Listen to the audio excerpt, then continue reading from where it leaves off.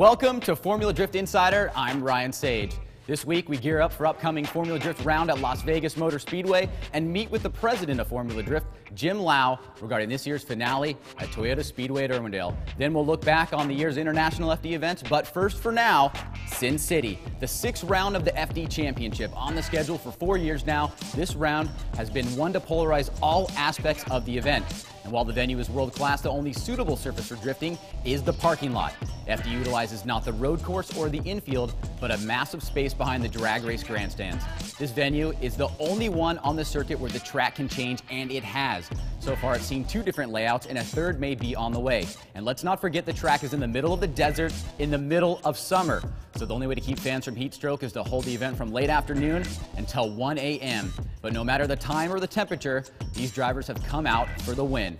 So while Vegas may have all kinds of entertainment, round 6 is the show to catch, and it has become home to historic battles and breathtaking crashes. In 2009, on the brink of a championship, driver Darren McNamara, after a complete engine failure, had to take the wheel of a competitor's vehicle to try and keep his lead. There was also the out-of-nowhere victory by Toshiki Yoshioka in 2008, the first and only victory by a Corolla. To top it off, the controversy of the infamous Ryan Turk bunny hop against drift legend UAO will go down as a historic FD moment. By now, all we can be sure to expect in just 1 week is that Sin City will be hot in more ways than one. And now a quick look at past winners leading into next weekend's event in Las Vegas.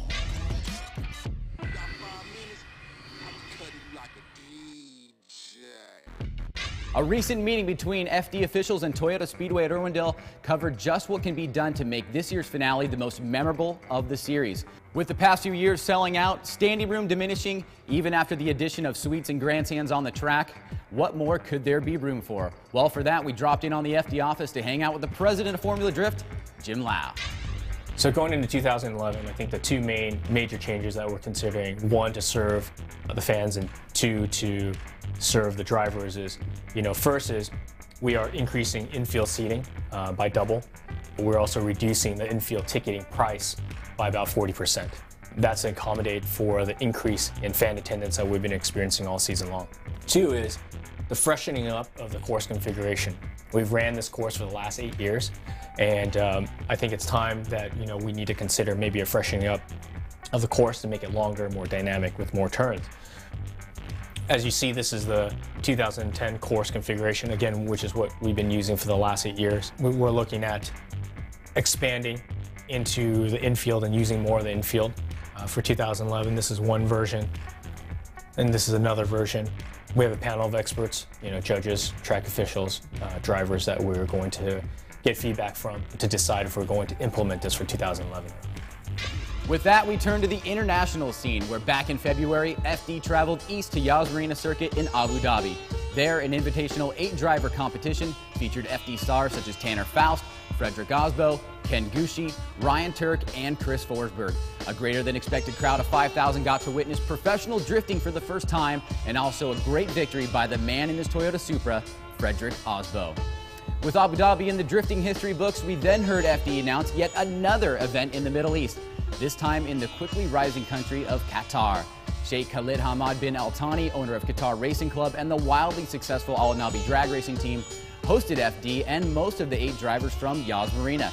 Ken Gushi and Ryan Turk, unable to make this one, were replaced by top drivers from the Asian Series, Kiki Saknana and Tanku John Lay. But it was Tanner Faust going out with a bang in his final FD event, who took the victory before a crowd of 4,000, the largest ever event in QRC's history.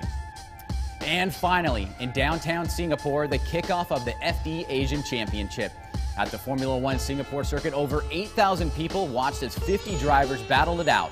2010 champion Tanku John Lay could not make it to the event after vehicle damages from a practice session only weeks prior left him with no car to drift. It was 2010 Malaysian winner Daigo Saito who'd captured the lead by dominating rising Thai star Non Overdrive.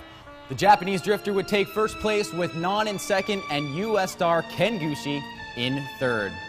And that's it for this week's show. Thank you for watching. For a preview of next week's show, we turn to Marcella. Thanks, Ryan. Next week, team owner Stefan Papadakis and driver Frederick Osbo will be in the studio to take us through their brand new Scion TC. Following that, we're going to talk with last year's Vegas winner, Tyler McCory, as he prepares to defend his Sin City title at round 6. Make sure to stay updated and involved by following us on Twitter, liking us on Facebook, and emailing any suggestions and comments to insider@formulad.com. And while you're on our Facebook fan page, share our Drift of the Week poll for a chance to win an X Mini speaker.